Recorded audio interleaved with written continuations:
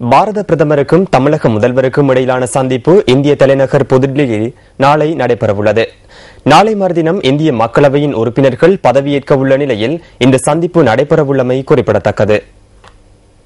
இம்முறை அனைத்திந்திய அண்ணா திராவிட முன்னேற்றக் கழகம் சார்பில் மக்களவைக்கு தெரிவான 37 உறுப்பினர்களும் தமிழக முதல்வர் ஜெயலலிதா ஜெயராமுடன் இந்திய பிரதமரை சந்திக்க உள்ளதாக த ஹிந்து செய்தி வெளியிட்டுள்ளது.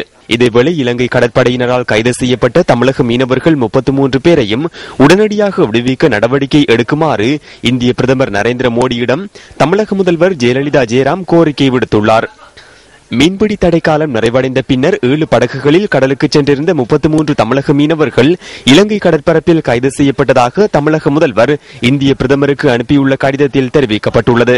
கடந்த 3 ஆண்டுகளில் 76 சந்தர்ப்பங்களில் தமிழக மீனவர்கள் கைது செய்யப்பட்டதாகவும் 67 சந்தர்ப்பங்களில் தாக்குதலுக்கு இலக்கானதாகவும் அந்த கடிதத்தில் குறிப்பிடப்பட்டுள்ளது.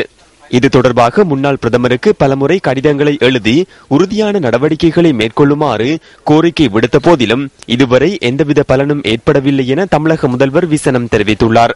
இந்த நிலையில் ராமேஸ்வரத்தைச் சேர்ந்த 33 மீனவர்கள் நேற்று அதிகாலை இலங்கை கடற்படையினரால் கைது செய்யப்பட்டதாக தமிழக முதல்வர் இந்திய பிரதமரின் கவனத்திற்கு கொண்டு வந்துள்ளார். இந்த கைது நடவடிக்கையினால் தமிழக மீனவர்களின் வாழ்வாதாரம் பாதிக்கப்பட்டுள்ளதாகவும் அவர் கூறியுள்ளார். இரு நாடுகளினது மீனவர்களுக்கு இடையிலான பேச்சுவார்த்தை தீர்வுகள் எட்டப்படாத நிலையில் நிறைவு பெற்றதாக தெரிவித்துள்ள தமிழக முதல்வர் ஐக்கிய முற்போக்கு கூட்டணி அரசாங்கத்தின் அலட்சிய போக்கும் பலவீனமான அணுகுமுறையுமே இதற்கான காரணம் எனவும் குறிப்பிட்டுள்ளார்.